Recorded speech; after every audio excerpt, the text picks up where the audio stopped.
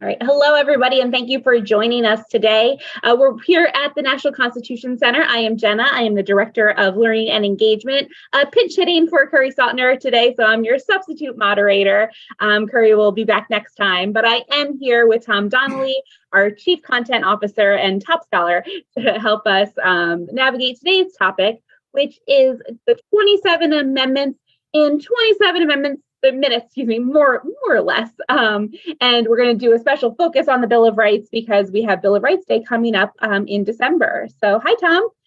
Hey, Jenna. Hey, everyone. Great to be with you. As we navigate this, all of these amendments, we're going to go super fast. This is going to be a lightning round. But if you do, want to think about some things for the overall conversation, tell us what's your favorite amendment of the 27 to talk about.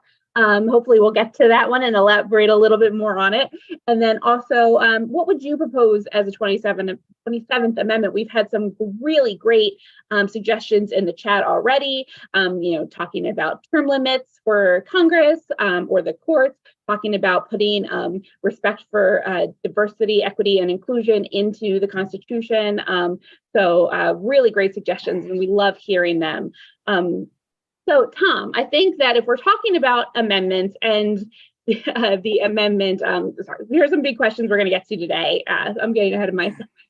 But how have the constitutional amendments transformed the Constitution? Which constitutional rights and principles did the American people write into the Constitution through the Article 5 process?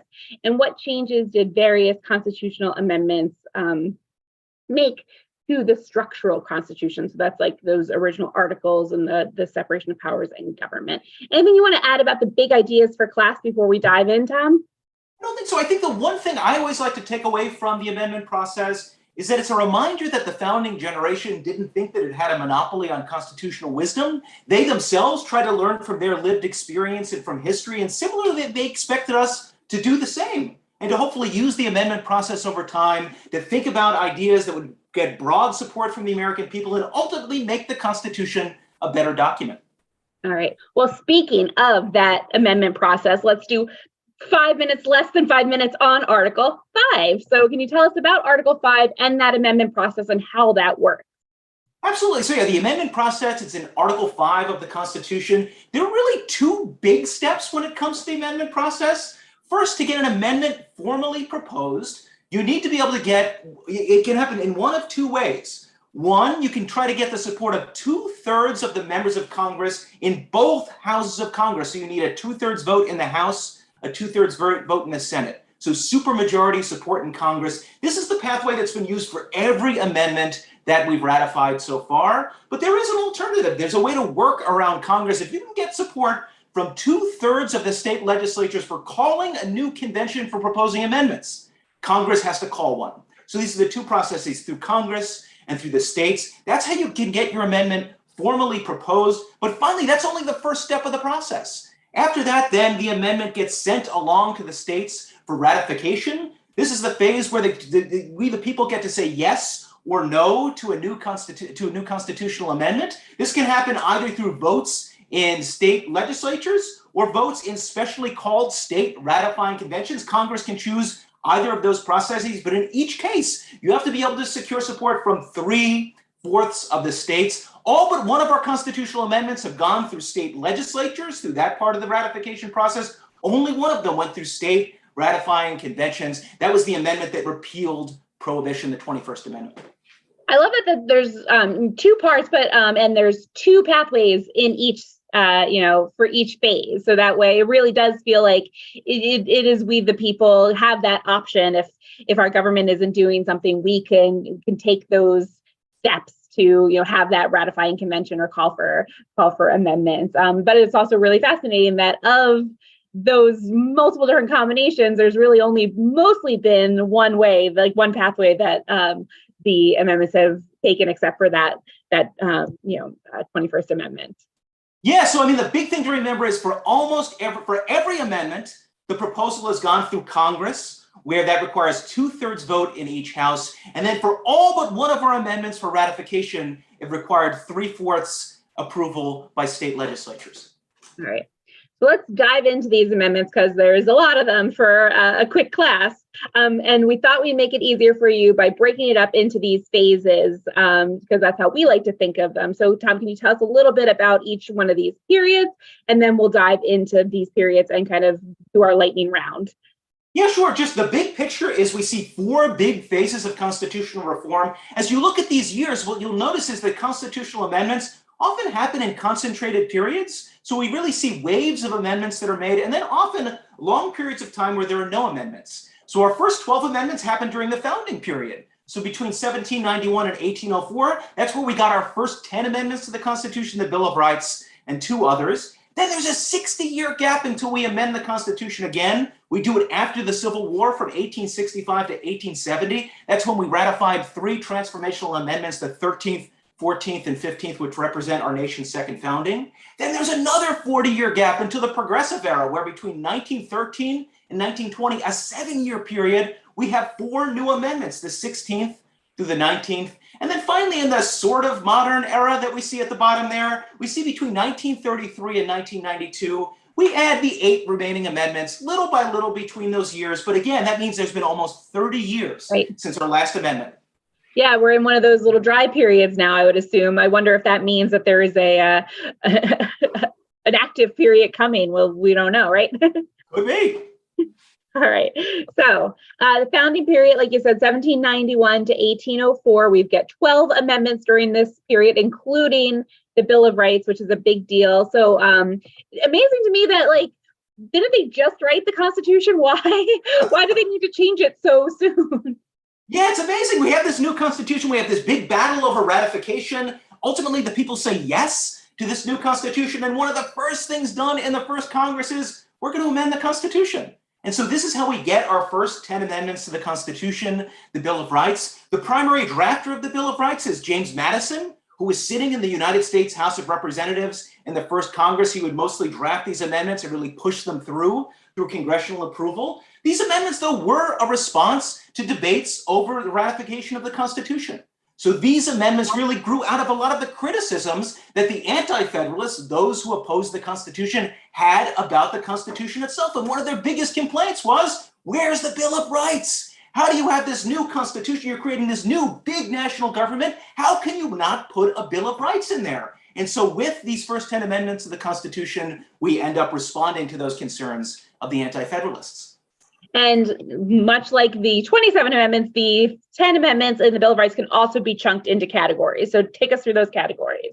Yeah, so we're borrowing from great friend of the Constitution Center, Akil Amar of Yale Law School, who teaches us that to understand the Bill of Rights, it's important sometimes to sort of cluster them, build them into little bundles of rights. And so should we begin with the First Amendment, Jenna? Yeah, absolutely. All right, so the First Amendment itself, it's its own bundle of rights in a single amendment. It's built around the idea of the freedom of conscience. And so we see it collecting things like protections for religion, speech, press, assembly, and petition. And so with the First Amendment, we see, let's just begin with its protection of religion. There we see that the First Amendment, it ends up protecting religious liberty in 2 ways. One, it guards against government establishment of religion. And second, it protects free exercise of religion. And together, these 2 parts, the Establishment Clause and the Free Exercise Clause, really go to the core of our freedom of conscience, the right to believe freely or not as we wish. And so that's really at the core of the freedom of conscience, and it's right there at the beginning of the First Amendment. In the First Amendment, though, we also have those famous protections for free speech and a free press. And so what this says is that generally speaking, the government can't punish people based on what they say or write. And what the Supreme Court has said over time is that it's going to generally protect speech unless it's likely to and directed to causing immediate lawless action. So this is a really, really robust protection for free speech and a free press. Today, the Supreme Court protects free speech and a free press more robustly, more strongly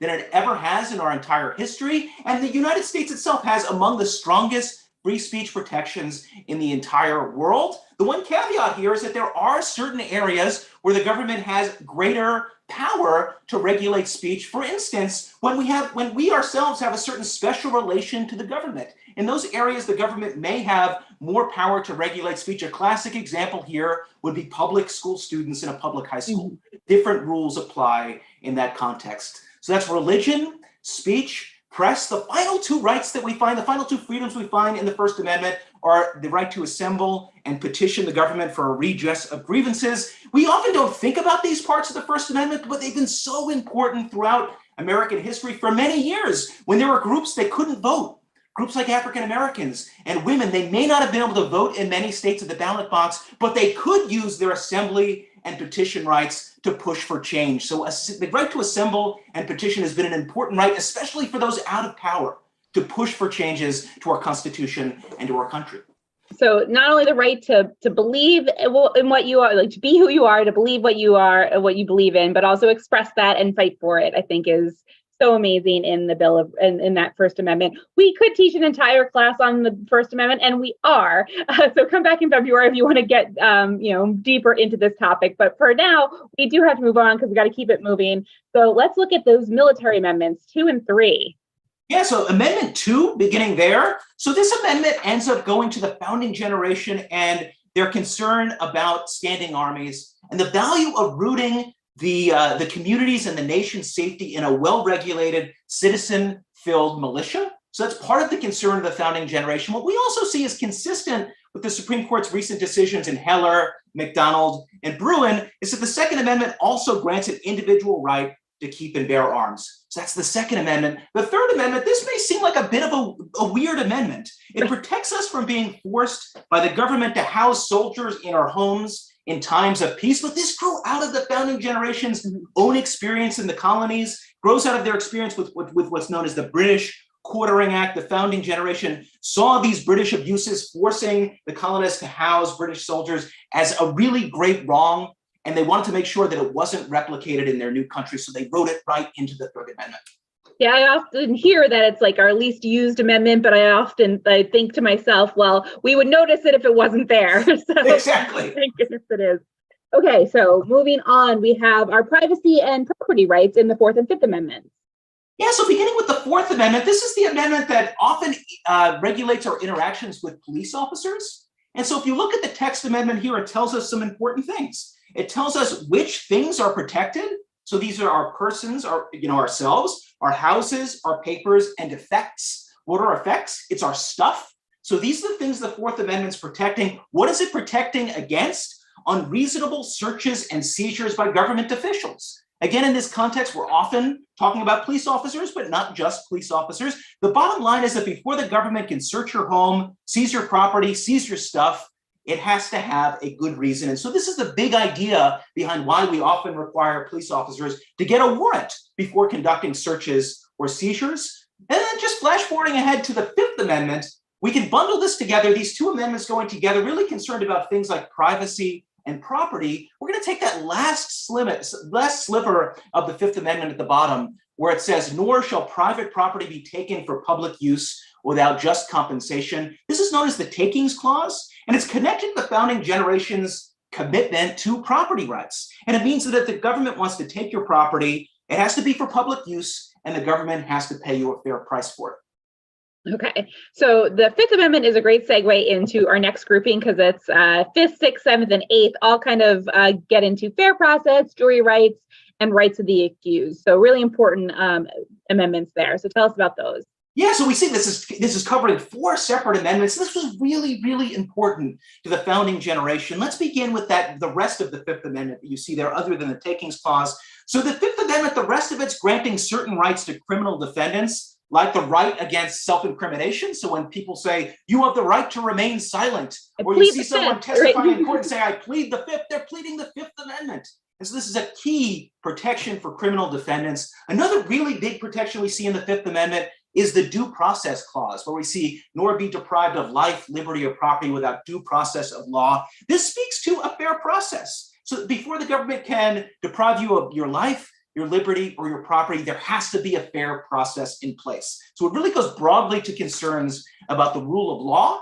So that's the Fifth Amendment. The Sixth Amendment provides even more rights to criminal defendants. So it's granting a right to a jury trial in criminal cases. This was really, really important to the founding generation. Before you could be convicted of a crime, they thought it was important that the government had to prove its case before a jury of your peers. We see things like the right to counsel there. So this is right to a lawyer, the right to be informed of the crime the government's charging you of, and the right to confront witnesses against you. So again, all of these rights you see in the Fifth Amendment and Sixth Amendment are there to ensure fair process. The big idea is that we don't want people to be found guilty because, you know, a system is unfair or because they can't do things like get a lawyer, but instead we want them to be found guilty because they are in fact guilty. So these procedural protections are in place. The Seventh Amendment then fills in additional jury rights, in this case, in what are known as civil cases. This is saying that you also have a right to a jury in cases, civil cases. These mean non-criminal cases. It's often disputes over money, over property. We're saying in that context, a jury trial there as well. This responded to one of the big concerns of the Anti-Federalists. So right here, we see the first Congress addressing it with the Seventh Amendment. And then finally, the Eighth Amendment's a very famous amendment. It protects against cruel and unusual punishment, excessive bail, excessive fines. The Eighth Amendment is often involved in death penalty cases, and it reflected concerns of Anti-Federalists like Patrick Henry, who were concerned that we were creating this new, big, powerful national government. It was distant from the people. And his concern was that this new government was going to just invent new crimes and new awful punishments, and wanted to prevent that through the framing and ratification of the Eighth Amendment. Right. So all those amendments kind of taken together are kind of protecting us as individual citizens, and our rights. Like if we are accused of a crime or, dealing with the legal system, we want to make sure that our rights are protected and the government can't kind of oppress its citizens. So those are really, really important amendments. I'm happy they put them in there. All right. So the final two Bill of Rights amendments are 9 and 10, dealing with popular sovereignty. So these two amendments deal with really, really big principles. So the Ninth Amendment's interpreted by many scholars to write natural rights into the Constitution. And so it's a cautionary note to say that American people have even more rights than are written clearly into the Constitution itself. It responded to the concerns of people even like James Madison himself, who thought that a Bill of Rights might be dangerous in a certain sense, that the people might look at the Bill of Rights and say, once we start writing down rights, we're not going to be able to write down every single right that we have. And even as we write them down, we might not be able to capture them as fully and as broadly as they actually exist and protect us. And so this is a reminder that, don't just read the Bill of Rights itself. There are other rights that we have that are given from God or nature that need to be protected. So that's the Ninth Amendment talking. Hey, that's not in there. So you don't have the right to buy a house, for example. We can say that, oh, no, that's in there. It's just in the Ninth Amendment. All right. Exactly. And what about the 10th Amendment? Yeah. And so the Ninth Amendment's going to that concern. The 10th Amendment is all about reflecting the Constitution's commitment to federalism. And so this is the traditional division of power between the national government and the states. Prior to the US Constitution, the states had a ton of power, a ton of independence. And the 10th Amendment is all about ensuring that that sort of a system remained. That sure, the new national government's going to have a certain amount of power, but there's going to be plenty of power reserved to the states. And the states are still going to play a central role in our constitutional system. Yes, so we have that balance between the federal government that speaks to all of our needs across the board, and then those state governments that speak to the needs of the people in that state. And that 10th Amendment gives us that good balance between them. All right, that was only the first 10. We still have 2 amendments in that founding period. So they still had to, there was still a few things they needed to address from that era. So tell us about the 11th Amendment. Sure. So 11th Amendment, it's ratified 4 years after the Bill of Rights. It's in a response to a Supreme Court decision known as Chisholm versus Georgia. And basically what this does is it bans the national courts from hearing certain lawsuits against the states. What the 11th Amendment says is basically that, that ordinary citizens can't haul a state into the national courts. So it's really going to things like, again, state sovereignty, state power. But that's the important thing to know about the 11th Amendment. Yeah. And then the 12th Amendment was a result of a couple national elections that got a little messy. So tell us about the 12th Amendment.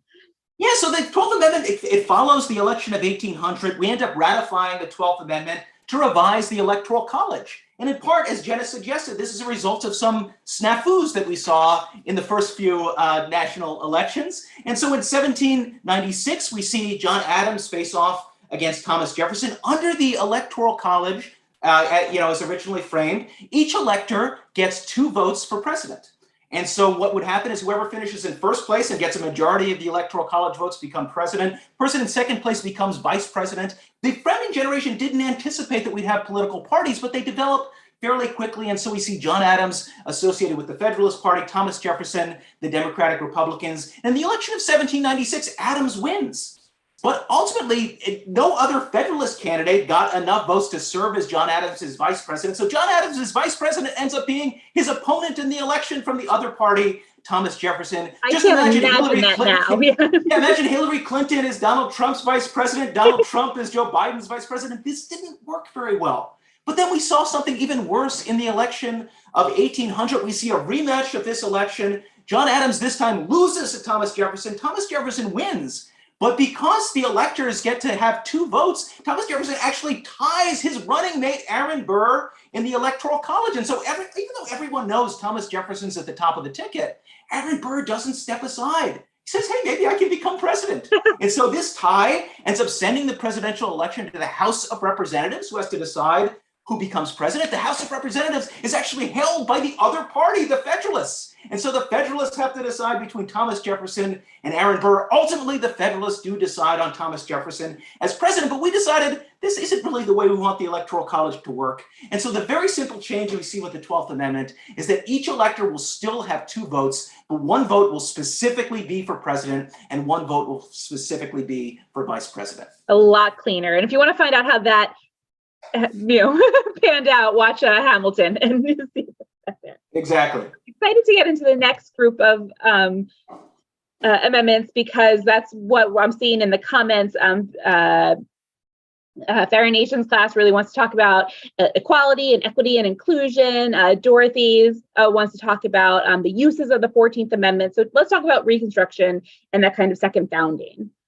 Absolutely, yeah. So again, this is a 60-year period between constitutional amendments. But after the Civil War, the period known as Reconstruction, we ratify a series of 3 transformational amendments. These are some of the biggest amendments ever to the Constitution. The 13th Amendment, ratified in 1865, abolishes slavery. The 14th Amendment, ratified in 1868, wrote the Declaration of Independence's promise of freedom and equality into the Constitution. The 15th Amendment, ratified in 1870, promised to end racial discrimination in voting. It's no accident that scholars refer to these amendments as really constituting a second founding for our nation, because these amendments end up transforming the Constitution, its very text, forever. I mean, just think about where the Constitution was before these amendments. Of course, it didn't mention the word slavery. However, various constitutional provisions had increased the political power of the slaveholding states throughout the pre-Civil War period. The Constitution was silent on the Declaration of Independence's promise of equality and on African-American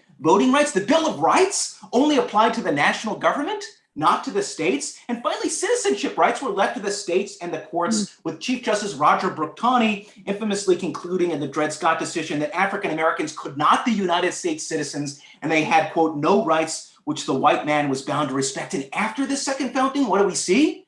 Our Constitution abolishes slavery. Again, that's the 13th Amendment. It made everyone born on American soil a U.S. citizen. That's the 14th Amendment. It promised equal protection of the laws for all. That's the 14th Amendment again. It protected us from state abuses of important Bill of Rights protections like free speech and religious liberty. Again, that's the 14th Amendment. And it guaranteed the right to vote free of racial discrimination. That's the 15th Amendment. And across all 3 amendments, it gave the national government new powers to enforce the protections in all of these amendments. So it's the first series of amendments that expands the power of the national government, not restrict it. Wow, that's a lot. You can see why they call it a second founding. That's like such a transformative moment in American history. For sure. All right, so moving on to the progressive era. So from 1913 to 1920, we had a lot of amendments and some pretty famous ones in there too. Yeah, so I mean, this is, again, it's another 40-year period, but then in this 7-year period from 1913 to 1920, we see 4 new amendments. Beginning with the 16th Amendment, it's ratified in 1913. It gave Congress the power to pass an income tax. So this is actually a response again to a Supreme Court decision known as the Pollock decision, which said Congress did not have this power. And then we, the people, the populist movement, the progressive movement, a wide variety of Americans criticized this opinion for decades upon decades until finally we ratified a new amendment, the 16th Amendment, that said, Supreme Court, you're wrong. Congress has the power to pass an income tax, and so Congress did immediately. I love that some of these amendments really are responses to the court's decision, because of obviously the court's in charge of interpreting the Constitution. And so if they say the Constitution says one thing, we, the people, can say no and put it in the Constitution and make it say something different. That's right. All right, 17th Amendment. So the 17th Amendment, also ratified in 1913, it provides for the popular election of U.S. senators. The original Constitution placed the power to elect U.S. senators in state legislatures, and the 17th Amendment gives that power directly to the people. So it gives us the system that we have today. And sorry we're moving so quickly, but we told you it was going to be lightning round. 18th Amendment. This was a biggie. Yeah, so the 18th Amendment's the Prohibition Amendment. It banned the, quote, manufacture, sale, or transportation of intoxicating liquors. The American people ratified this in 1919, and it would eventually become the only example of an amendment that's actually repealed in whole by another amendment. And so the Prohibition Amendment reminds us that sometimes constitutional reformers, the American people, can really decide that they made a mistake. And so Article 5 also gives us a chance to correct those mistakes. And while it's easy to criticize the Prohibition Amendment today, it's important to remember it responded to a real problem. Americans drank a lot of alcohol and created a range of societal problems. And we'd see a range of social movements then come together to push for the Prohibition Amendment. And after decades upon decades of advocacy, it was finally ratified. But the 18th Amendment only exists for 13 years. And it ends up being repealed here, as you see, in 1933 by the 21st Amendment. Problems soon arose from the Prohibition Amendment. And so in the end, we end up repealing it. The language here is very stark. The 18th Article of Amendment to the Constitution of the United States is hereby repealed. In part, this is just a response to the American people concluding that prohibition was a failed experiment. It did actually reduce the amount of alcohol consumed in the United States. But over time, the American people, I think, reached two conclusions. One, they really wanted to have ready access to beer, wine, liquor, and they were willing to take on some of the societal costs of that being true. The other is that prohibition itself was really, really hard to enforce. And so we saw widespread law-breaking and expansion of organized crime. And we really think there was a deep concern that it was undermining the respect for the Constitution and the rule of law. So ultimately, we ratified the 21st Amendment, which repeals the Prohibition Amendment in 1933. And I didn't mean to skip around. I certainly didn't mean to skip some important amendments in there, including the 19th Amendment. Liam asks, why did it take so long until the 19th Amendment let women vote? And again, we're going to have another whole class on the 19th Amendment in March, but would you give us the 2-second version, Tom? Absolutely. So the original Constitution largely leaves issues of voting to the states.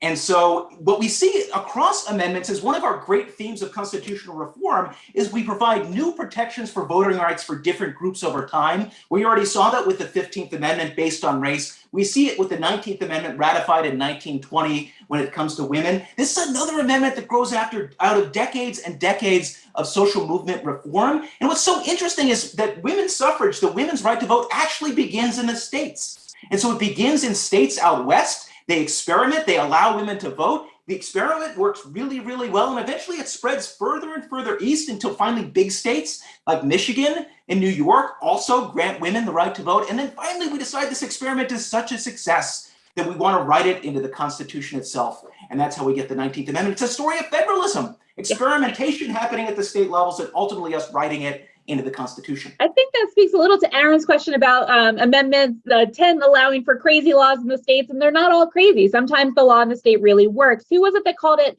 the laboratories of democracy? Was that Justice Louis Brandeis? Justice Brandeis, yes. Said we can try these things out in the states, like the 19th Amendment, and let having women vote, and if it works, then we can institute it on a national level. So you're right, Aaron, not all state laws make a lot of sense, but some of them really do.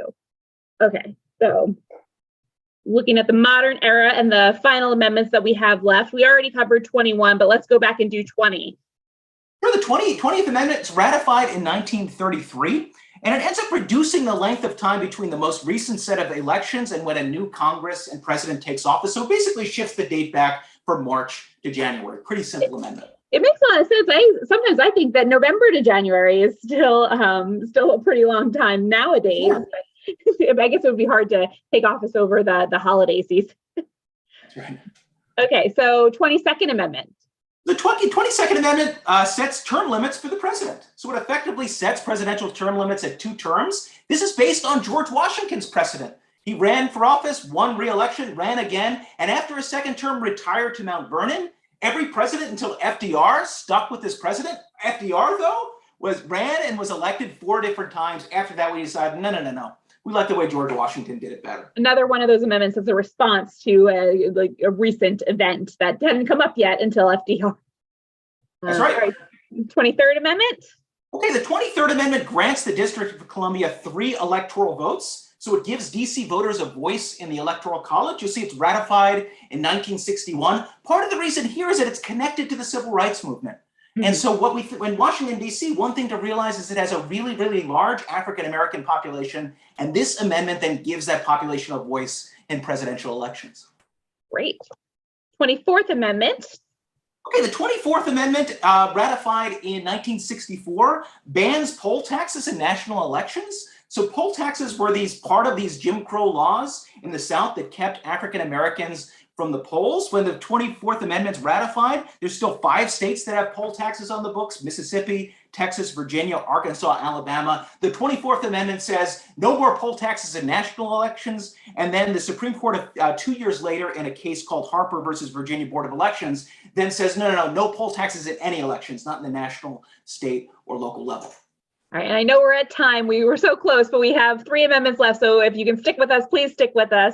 We're going to do the 25th Amendment and then 26 and 27 really quick.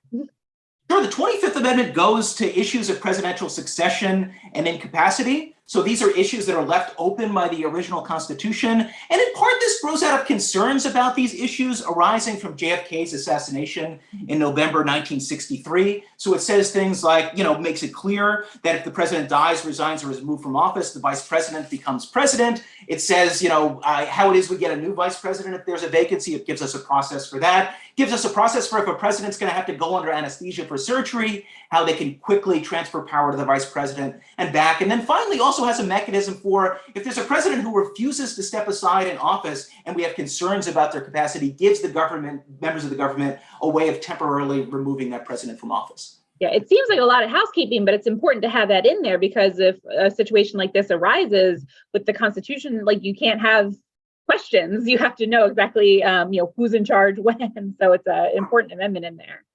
All That's right. The 26th Amendment, another really important one, expanding voting rights.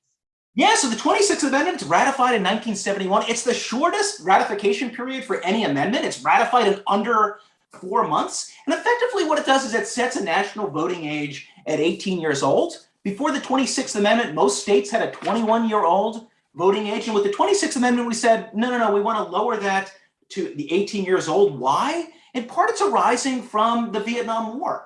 And so we have a ton of young people under the age of 21, going and fighting and dying for their country and not being able to vote. The American people concluded that's a bad idea. And so they wanted to make sure that they had a right to vote. Yeah, they should have a say in what the country is doing if they're going to be serving in the military.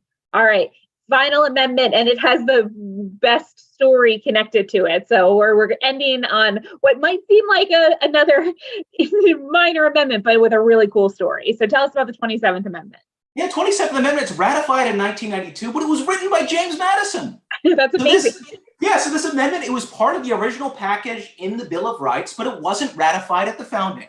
And so what it does is it prevents members of Congress from raising their own salaries until there's been a new election. So a pay increase can't happen until the American people can weigh in on that Congress and say yes or no and vote them in or out of office. So what happens is, the first Congress, it approves of this amendment, sends it to the states for ratification. 6 states ratify it, but that falls short of the 3/4 necessary to ratify a new amendment. And so basically this amendment just hangs out there for years upon years, for decades, for multiple centuries. It's just out there. You can see it in museums on the... Yeah, exactly. No one really thinks much about it until in 1982, there's this student, Gregory Watson, a sophomore at the University of Texas. He has to write a paper on some sort of government process. And so he finds a list of all of these failed amendments. And he sees this amendment that we see on the screen here. He says, that seems like a good idea to me. I'm going to argue in my paper that we can still get that amendment ratified. There's no time limit on it, so we can still ratify this amendment. Ultimately, his professor gives him a lousy grade. The professor thought it was a lousy paper. He disagreed. And to prove that he was right, he went out and attempted to get this amendment ratified. He'd write state legislatures and leaders from around the country. Most of them ignored what he had to say, but there was one powerful senator that loved the idea, Senator Bill Cohen of Maine. So Cohen pushes for the ratification of this amendment in Maine. It succeeds. This inspires Watson to keep pushing. Other states also then take notice, think it's a good idea, until finally in 1992, over 2 centuries after the first Congress proposed the amendment, 3/4 of the states ratified it, and it became the 27th Amendment to the Constitution. And I love that Watson went back to his school and got them to update his grade. Like that's taken, that's like an extra, like I got receipts. We amended the Constitution. All right, well, thank you, Tom. Whew, that was, we didn't do it in quite 27 minutes, but we 5 minutes for the amendment process. So I think we got close. If anybody wants to stick around and tell us what those proposals that you had for the class is officially dismissed, but if you do have, your proposal for the 28th Amendment, we'd love to hear it. We love hearing ideas for new amendments. That's a project that we do with our scholars here at the Constitution Center and, people on class alike. And I will, while we're here, I'll also put some resources into the chat so you can delve into this topic further, including our civic calendar, which is really cool. It has the graphics on all of these kind of amendment periods. So thanks so much, everyone. Yeah. Thank you, everybody. All right. Thanks, Tom. Absolutely. Thank you, Jenna. Yeah, this is a good one. I like It's always fun. I'm not as intimidated by this one to step into Curry's shoes. Thanks, Cunningham class. I'm going to put that the link for the unit in there. Should have pulled this up before. I'm sorry.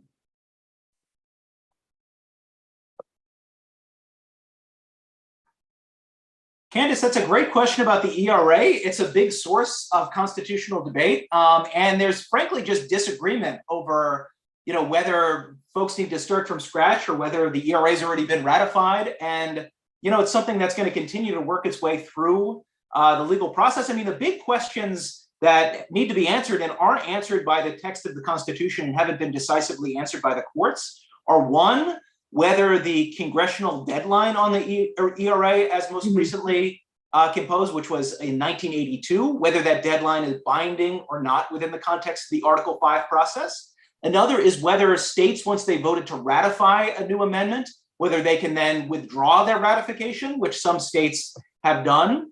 And so these are sort of a set of constitutional questions that frankly are unsettled by the Constitution's text and that the courts themselves haven't weighed in on. And so it's just something I think we'll have to watch over time. It's one of the reasons why the late Justice Ginsburg, one of her suggestions was maybe you just start from scratch, and it's such a great idea that it could just catch fire and succeed. Of course, reformers will, on the flip side, say, we've worked really hard for many decades and we have enough states now, so we'd like it to be an amendment. Thank you very much. Yeah. But it ends up being a really interesting theoretical and practical question. Yeah. And then Farah, I think you saw, I put the link for our 27th Amendment topic page, which has the briefing document, the worksheets, and the slide deck in there, as well as a link to that, the calendar I mentioned. So, all right, well, thank you, everybody. If there are any other questions, I'll go ahead and end the session. We are back at 2 o'clock for an encore. And and you can obviously see the full year of our classes on our website. So thanks, everybody. One last thing, Jenna, on the ERA, if you're interested in that question more, a couple of years ago, if you go into our town hall programming, we had a really good town hall giving all arguments on that side of the debate. And if you go into the archives of the We the People podcast, it's a topic where we have people debating both sides of the issue. And so if you're interested in, whether the ERA can be ratified or is already ratified, those are 2 great resources. All right, fantastic. Thanks, Tom.